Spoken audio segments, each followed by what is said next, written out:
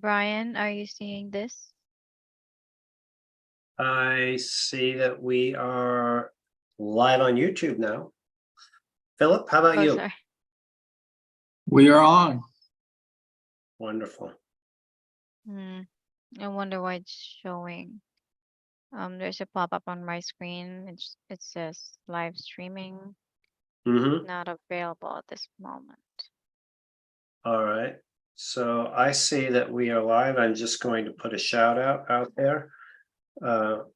Greetings, everybody. It's Brian Terrian here from the Disability Digest. We'll be turning my camera on in a moment, but just to let you know that we will be starting in about 1.5 minutes for our live event today. So welcome, sit back and enjoy the show.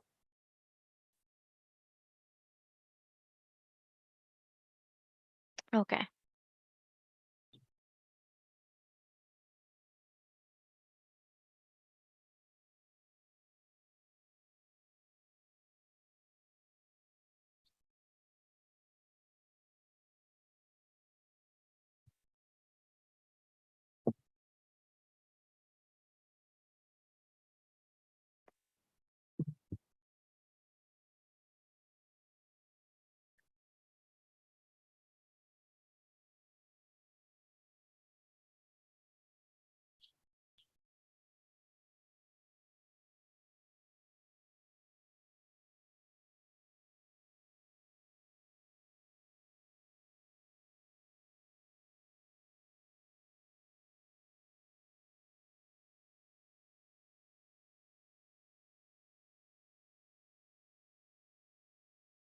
Okay, welcome everybody to the Disability Digest Wednesday live event.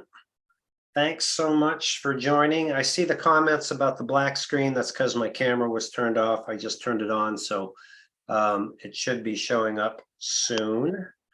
And today we have our assistants with us today, starting with Miss Jam is back from her world tour. Welcome back, Jam. Hello, everybody. And Philip Price representing himself and his Facebook group. And last but not least, Cassie the dog.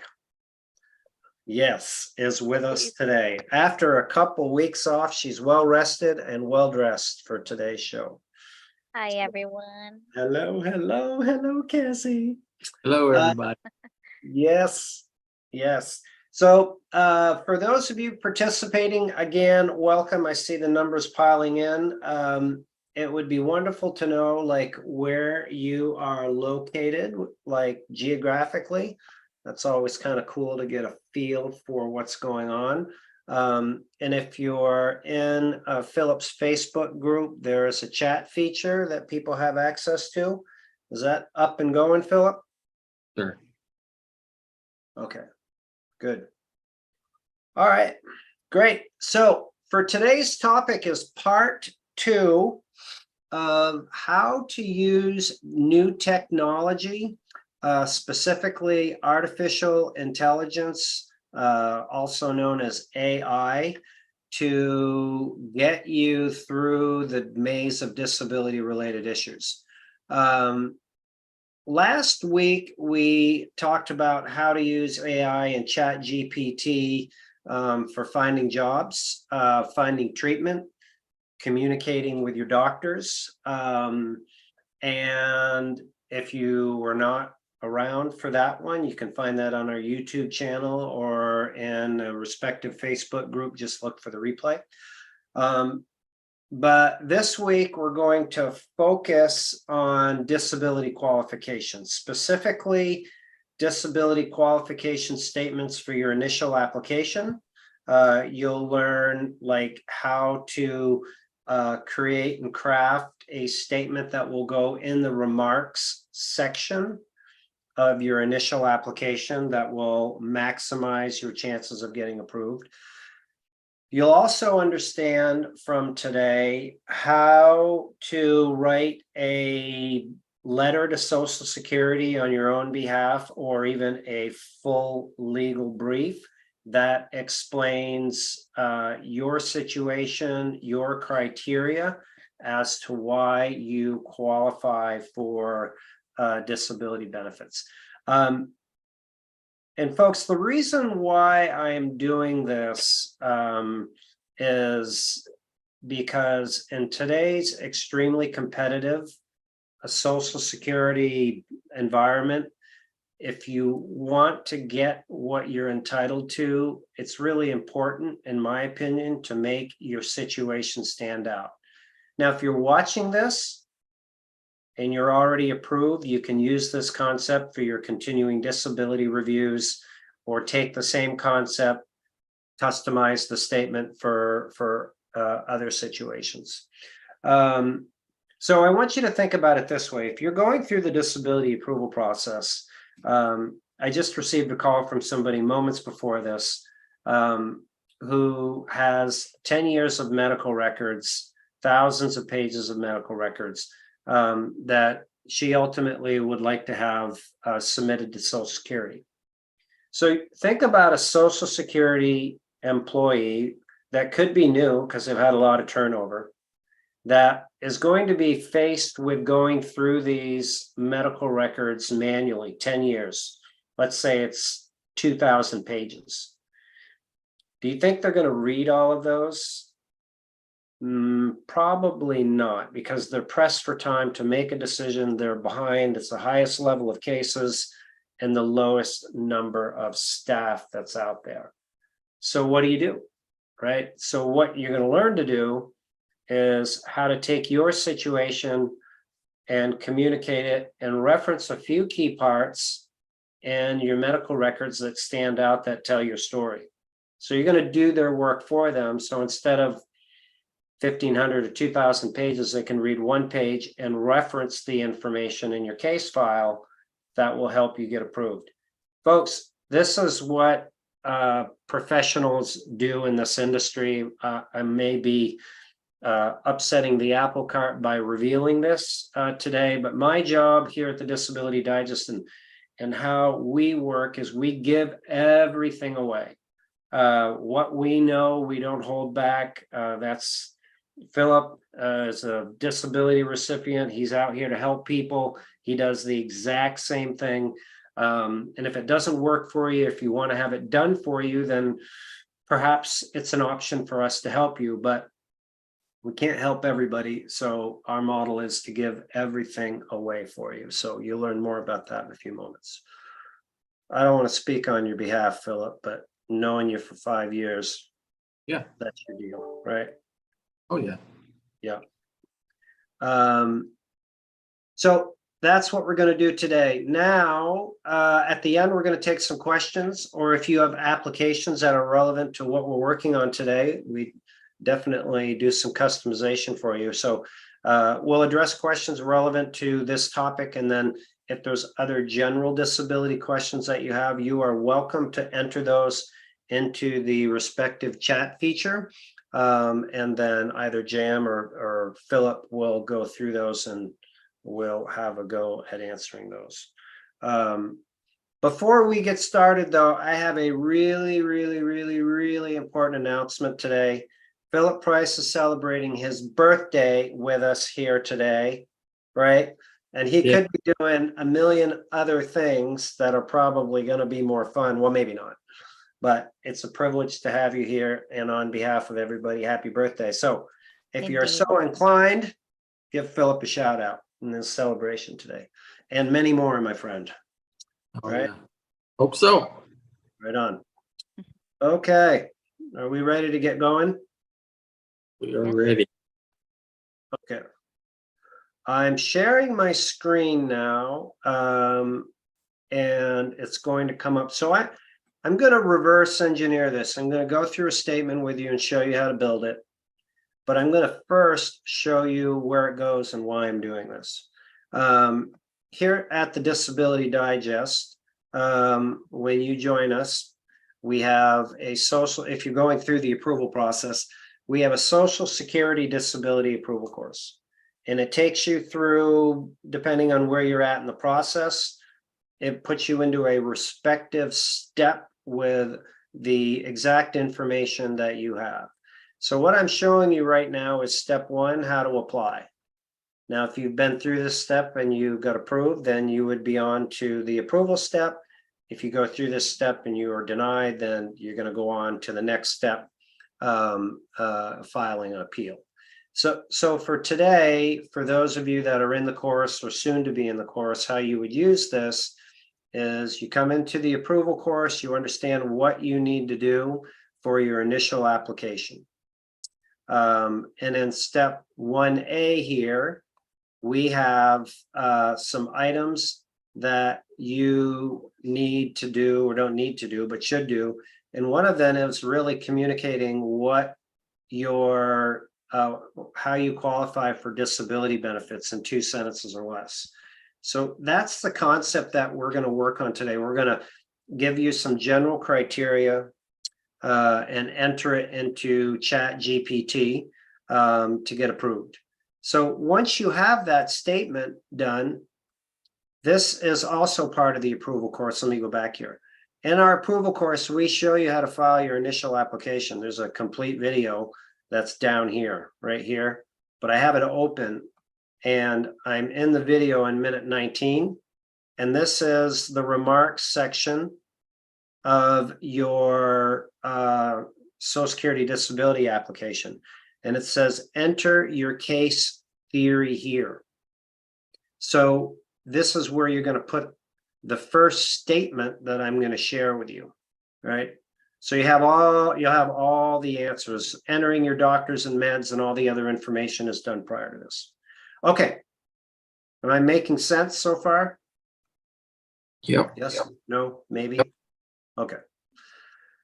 So in black here, and I'm going to put it in bold and blow it up a little bit so perhaps you can see it better. I'm going to give you a template statement, and this is too much text for me to put in the chat because I tried it last week.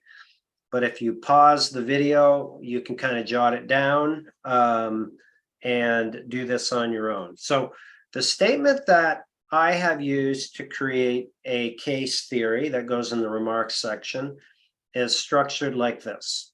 I'm not able to do my job, so you insert your work, since, which is the date that you stopped working because of your conditions, not just the date that you stopped working. You want to put the date that you stopped working because of your conditions. And then because I have, and list your conditions, despite being treated by insert the types of doctors, I have these limitations, okay? Prepare an explanation in less than 8 sentences. And this part is not consistent. Sometimes it ends up with 10, sometimes it ends up with 20, but I put 8 sentences in there, so we'll see how it goes today.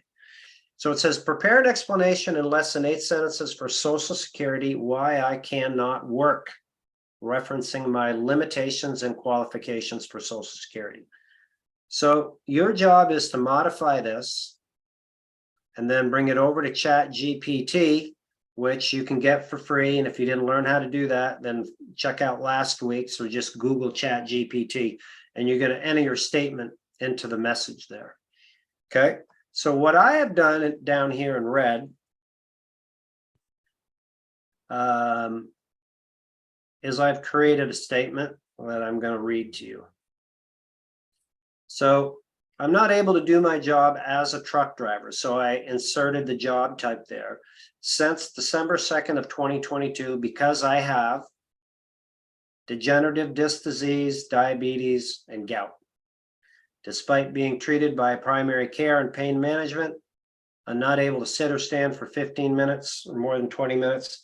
My vision is 2300 in my good eye. And it says, prepare an explanation that is less than 8 sentences for Social Security, why I cannot work, etc. Okay. So you're doing, what I did is I customized this and made this statement right here. So I'm going to copy this. And we're going to see what happens. So if you're new, just kind of a little backfill. This is different than a Google search, because as you'll see, if you put this into Google, you're going to get random pages that come up. This will create a custom response based on your information that you put in and Social Security. All right. So see, in this example, it goes beyond the requested 8 sentences. So if you want to modify it, you just go back up, and I'm going to change this to 4 and see what it comes up with.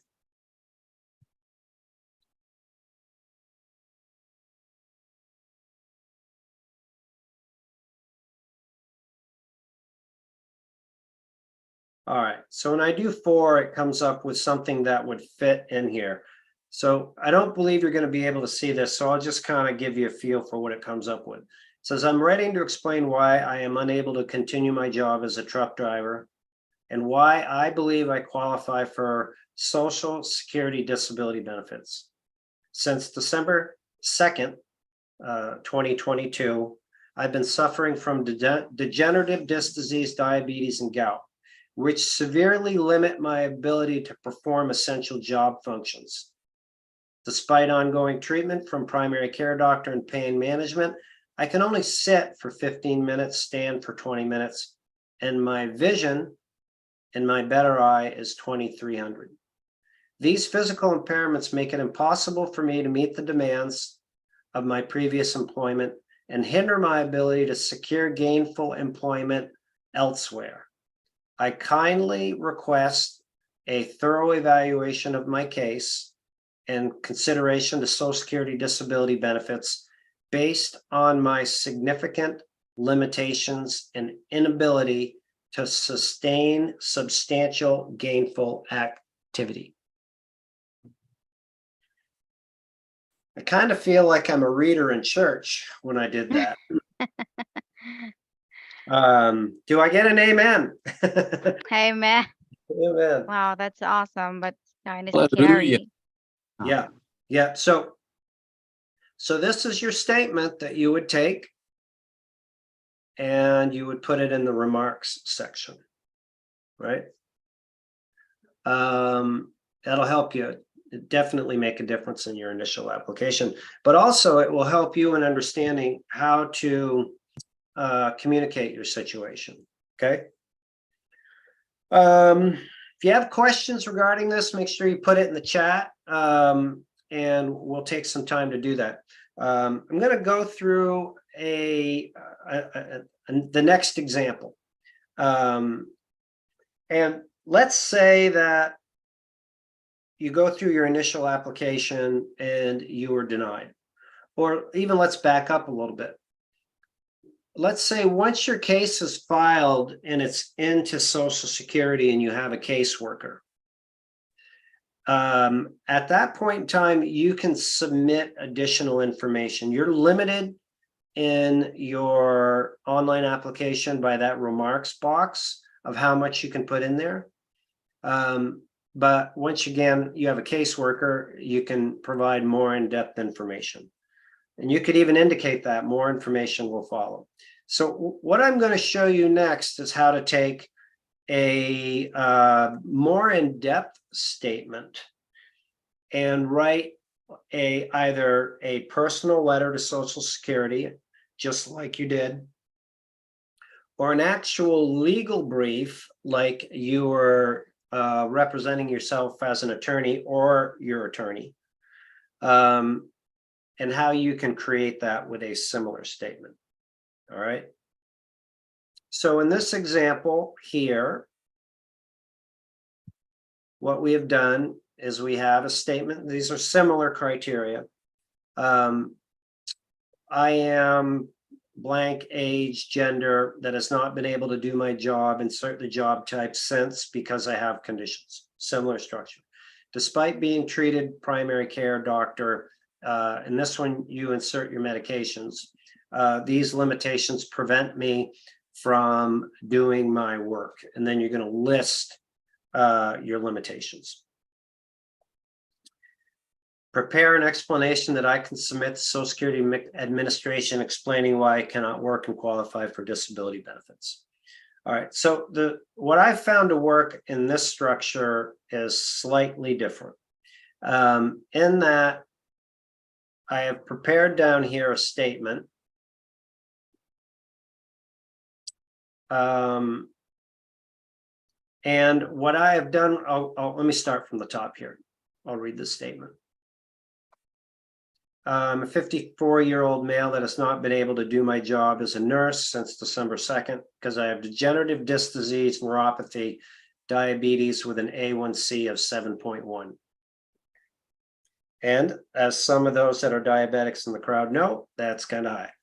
Despite being treated by primary care and endocrinologist, did I pronounce that right? I think so. Yes. Pain management and taking 8 medications, these limitations prevent me from working any job. And then I just listed the limitations. Now, remember, in some of the other work that we've done, it is this section right here with the treatment that you have that are the key components to communicate. Most people just communicate the conditions, right?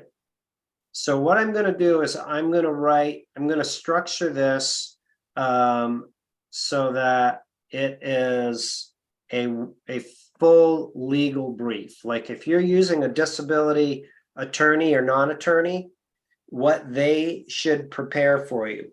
Now, this could be improved. Just a note, Brian, it's endocrinologist. Endocrinologist. Okay. Endocrinologist. So I don't have it spelled right. I'm just going to take it out. Sorry, Cassie's getting crazy over here. I'm going to put her down. What's going on, Cassie? So this could be improved if you actually list your medications followed by the limitations, but I just did kind of a short version. All right, so at the top it says write a 1-page legal brief for Social Security disability benefit approval. All right, so here's our statement. We're going to go over here. Going to put it in, and away we go.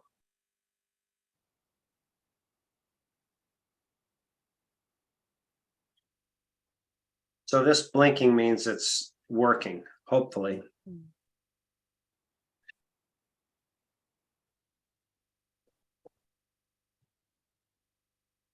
Here we go.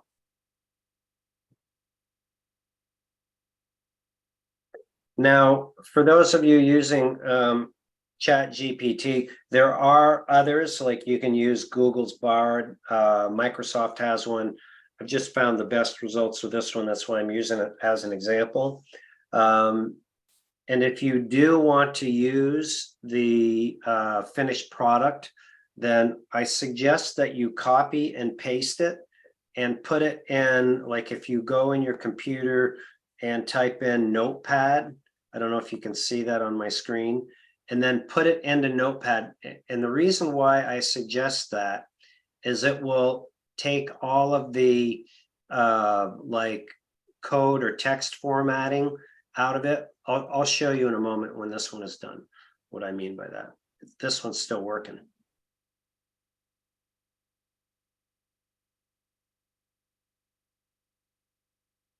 So if you're using a disability attorney or non-attorney, you could create this on your own and ask them if they've submitted one.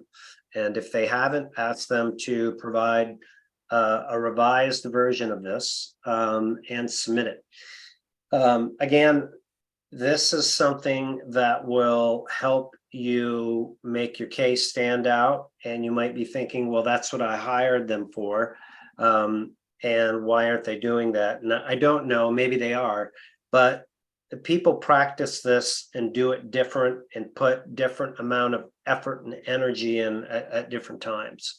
So I'm not saying it's right or wrong. I'm just saying, in my opinion and experience, if there is an opportunity to get your communication done upfront in advance, tell the story right from the beginning, then you should definitely do it. And this allows you to. So as you can see, if you see the screen, it's creating an extensive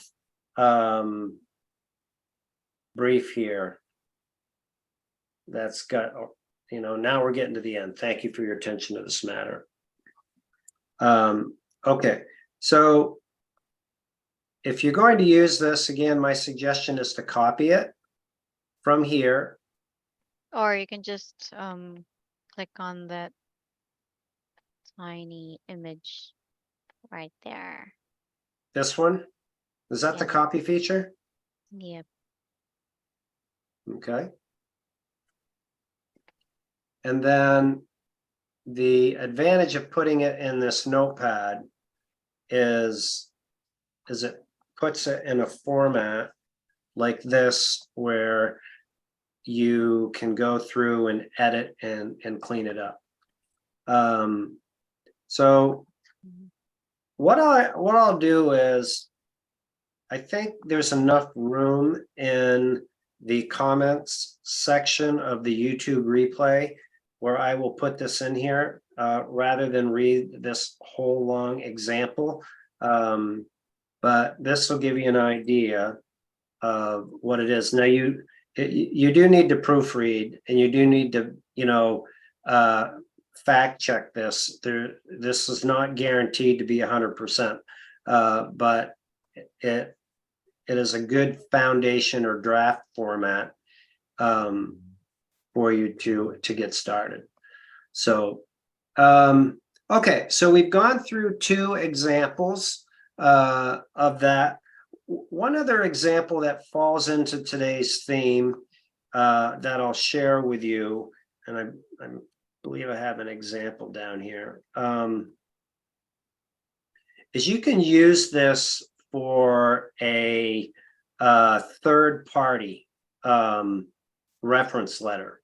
And what I did is I just took this from an actual individual that we're working with, and I asked Chat GPT to create a third-party support letter from supervisor. So Tyrone's supervisor was willing to write a letter of support. So went in, took the criteria, put it into Chat GPT, and came up with this gorgeous support letter that explained historically what happened with Tyrone, his decrease in functionality on the job, how he was off on task, what the supervisor's role was, and sent it off to be signed. So there's just, without going into a whole lot of detail here, I want to share the concept with you that you can use this for a variety of different things. It's amazing how the knowledge that it aggregates is applicable to different situations. So those are the ones that I have. There's other segments of this. There's a value in doing this for housing, but I'm going to go through that in another event. We won't have a live next week because of the holiday, but the following week we'll do that, and perhaps one other topic. So just to recap, what I've gone through with you is how to create a statement to put in your remarks section, how to create like a full-on letter from either you or Social Security as to why you qualify. Now, if you want to change that letter that I just did, from a full-on legal brief, you can change it to write a one-page legal brief from me to Social Security explaining why I qualify for disability benefits. And as we get ready to take questions, I'm just going to go up here and modify this request to show you how you would do that. So instead of having it write a one-page legal brief, I would take that out and I would ask it to write a one-page legal brief from me to Social Security explaining why I qualify for disability benefits. So rather than like being all legalese and attorney driven, it's going to be more and non-attorney language, right? So it starts here. I'm writing this to formally request thorough evaluation of my case, and puts the criteria in. Okay. All right. Let's take some questions. Yeah, sure.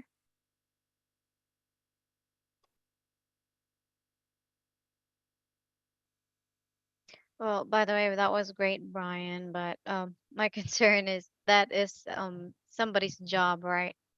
And now we have it as a resource. When you say somebody's job, like somebody will lose their job, Yeah. well, I'm fine with that. I look at it this way. I think there are as many people out there that want to do this on their own. That's fine. And even if they do this, and let's say that they're working with a representative, they present their story to them earlier rather than if they're going to interview for somebody for representation, if you do this in advance and provide it to them, I mean, that just exemplifies how good of a potential candidate they are to work with, right? Because right now, Right.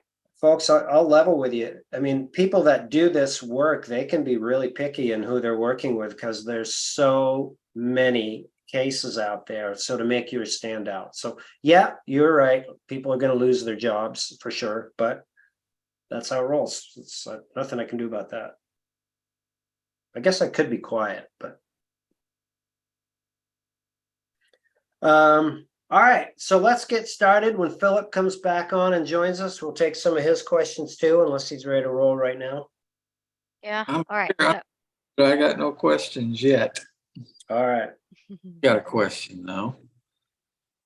On the Chat GPT, say, could you use it if you have an IME or a CE consultative examination coming up, and I get a lot of it in the Facebook group asking what to expect and what questions do I need to ask at a CE, or is there any questions? Could you use Chat GPT to generate some of those questions? Excellent idea. Hadn't even thought of that, but for sure. So the concept when you go into an IME is you want to say, these are my conditions, these are my limitations, and what I'm being treated for, and what you should evaluate me on. Yeah, absolutely.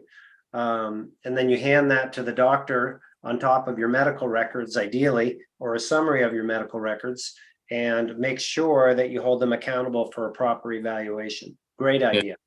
Yeah. Okay. Go ahead, Jim. I don't have any questions from my group yet. All right. Here's one. How much should I have held federal tax? How much should I missed the part in the middle. I have held. I don't understand that one. How much have I withheld in federal tax? Hmm. How much should I have? Yeah. How much should I have held federal tax? I don't know. Philip, you get that one? I'm assuming it means how much should they have taken out, but that's you cannot control that. That's Right. based on income. Right. Yes. Social Security taxes are set. Yeah. Unless you know something I don't. Yeah, some more clarity on that would be helpful. I just really don't have a good grasp of the question. All right. Can I submit workers' comp settlement paperwork to Social Security on my SSA account? I don't know. I don't know. Does anybody else know if you can submit documents in your My SSA account when you have an active case open? I heard from one person in one of these lives a few weeks ago that you could, but that's the only one. And we do have access to case files, but it's not through like a portal like that. So I don't know. All right. Using the AI program has a paid version. Are there advantages in getting the lifetime version? You know, I have not used the paid version. Is anybody out there have an opinion on the differences for paid versus the free that I showed today?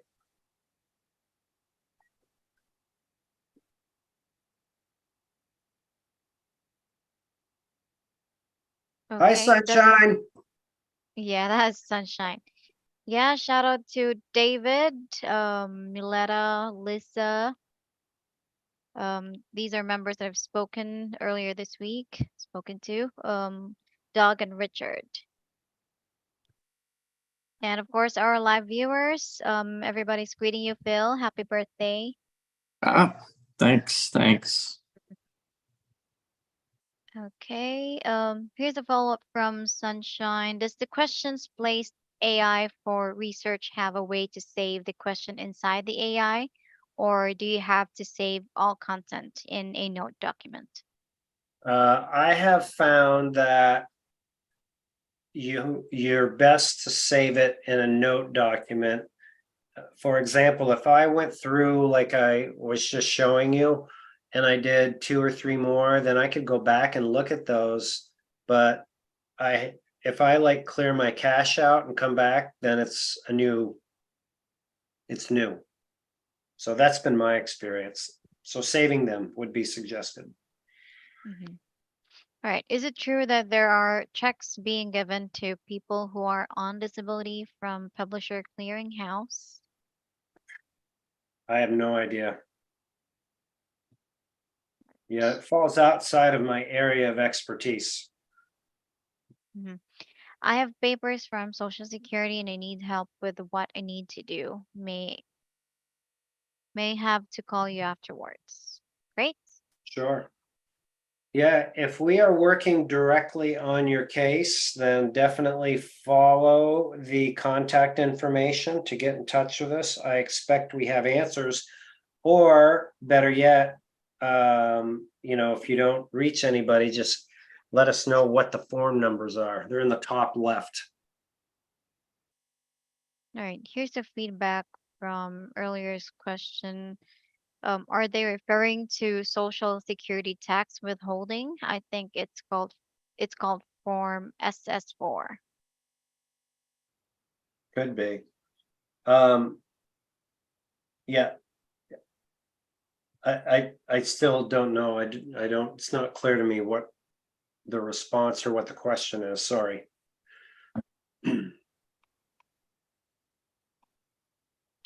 All right. That's all of my questions here on my screen. Okay, great.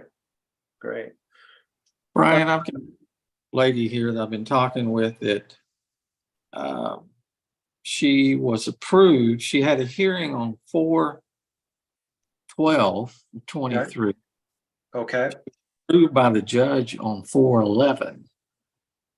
And today, as of today, she still has not received the approval letter. want to make sure I get this. She was approved before the hearing. Yes, the day before.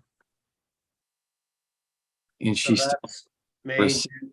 yep, that's okay. So is she asking what to do? Yes. Yeah, Who contact would that be the ODO that she right, needs? right. So when you're hearing notification, the top right-hand corner, what Philip is referencing is the hearing office. If you contact them, weave through the phone maze, it shouldn't take you that long. It's not like calling the general number. And then what we do when we are representing people in this is we call them and say, I've, you know, we have you would say, I have a hearing. And I'm just really, if you have any financial concerns, what the challenges are, and it just seems like it's beyond the reasonable amount of time to get a decision. And I'm wondering if there's anything that's holding it up, anything that I can do to help out. And then just listen to them. Well, when a judge makes a decision like that, he doesn't write out the approval documentation, right? Doesn't it go to somebody else? He passes it off. Exactly. Of the backlog and all that, that could be the problem, is that it's taking so long to get. Right.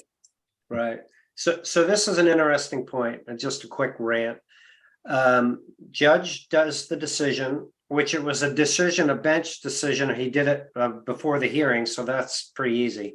He takes his information in whatever format it is and provides it to a decision writer.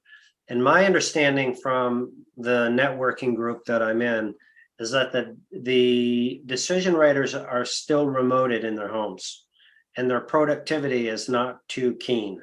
So there seems to be, you know, a breakdown between the flow of, yeah, you had a decision, and it's getting stuck in the writing process. So not going to help you much, but the question to ask should be effective. Yeah. All right. So best course of action is call ODO and Yep. you would. Yep. And if she had also asked if, you know, if she's calling all the time, is this going to affect the decision? No, I mean, I don't know what defining all the time, but it's at this stage. So that's 4, 5. So it's beyond 60 days. I think it's fair to call once a week. Yeah. And make sure that you emphasize if you're having any financial difficulties. I'm behind in my electric bill. I've got my house, right? And it says, you know, 60 days, you're beyond 60 days. And it's okay to actually take a statement and submit it to the hearing office, just like we have shown you how to use Chat GPT. Write it out, write a letter to the hearing office. My hearing was on 4/11, and the judge made a favorable decision. I haven't received my decision yet. Write a decision from me to the Social Security Disability Hearing Office explaining that I am behind on my electrical bill and my mortgage, and would like to know if there's anything I can do to get this decision written. So there's an application for Chat GPT right there. Then you'd follow up and say, listen, I faxed in, because they published their fax number. I faxed in my situation, and I'm just following up on it. Because you could put on there at the bottom, please call me within 24 or 48 hours. And then after that, call them, because they're probably not going to call you back. Yeah. Good. So All right, great. Jan, we all good on your side? I have 2 more questions. It's recent. Okay. I've been disabled but accommodated at work for years. Then accident last year made everything worse and no longer able to accommodate. Would date of accident be my onset date? It depends to what extent you had accommodations. If you've had accommodations that could justify the fact that you were working below the substantial gainful activity amount, which is 20 hours a week and earning 1,400 and what is it? $1,480, something like that. But it's really would be the hours a week. So so for example, if that could be proven, then you could roll it back even further. But if not, then it would be the accident. Okay, that's 1,470. 1470.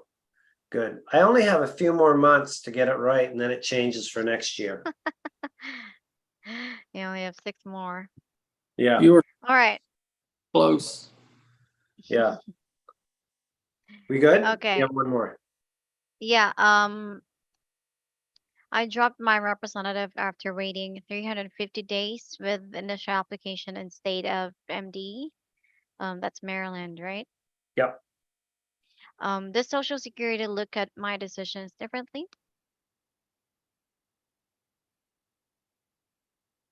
Not that I know of. Yeah, not that I know, but one of the things, and I see this quite commonly out there, is people are firing representatives for what could be the wrong reason. If you follow the media or the work that we do, I mean, it is glaringly apparent that there is a long wait, especially in Texas and Florida.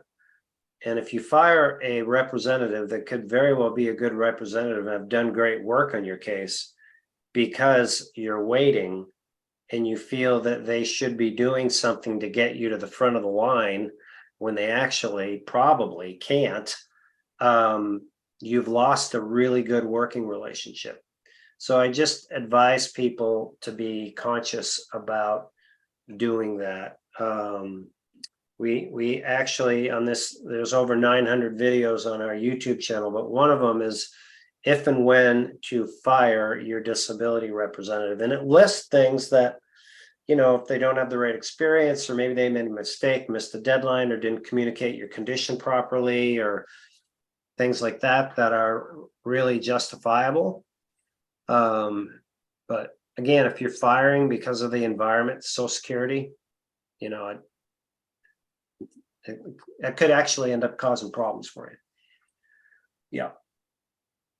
All right. All right. Are we good? We're gonna wrap up. 207 people that are out there on YouTube. I don't know what's participating in the rest of the world, but thanks everybody for turning up today. And Jam, thank you for your help. Cassie, I don't know what happened to that girl, but looks like she bailed early. Yeah, she went back to her mom. She went back to her mom. And Philip, thanks for joining us on your birthday, my friend. Appreciate that. Glad Yes, to be- thank you for your time, Phil. Yeah. Happy birthday once again. Yep. And just a heads up, there will be no live next week, holiday week. So we're going to be off and doing some fun stuff, but we'll be back in 2 weeks. So hope you join us then for another segment of our YouTube Live. Make it a great day, everybody. And if you haven't joined us as a member and you're new, that's the best way that we can help you, is complete a profile at the Disability Digest, no charge. And that'll help us help you get the right information, right support group, get you connected with the right people. And that's no charge. We certainly appreciate you attending these and watching all the videos, but that'll save you time and money, and help you get to where you need to go faster. So that's all I have for today. Make it a great day, everybody. Thanks again for joining. Bye, y'all.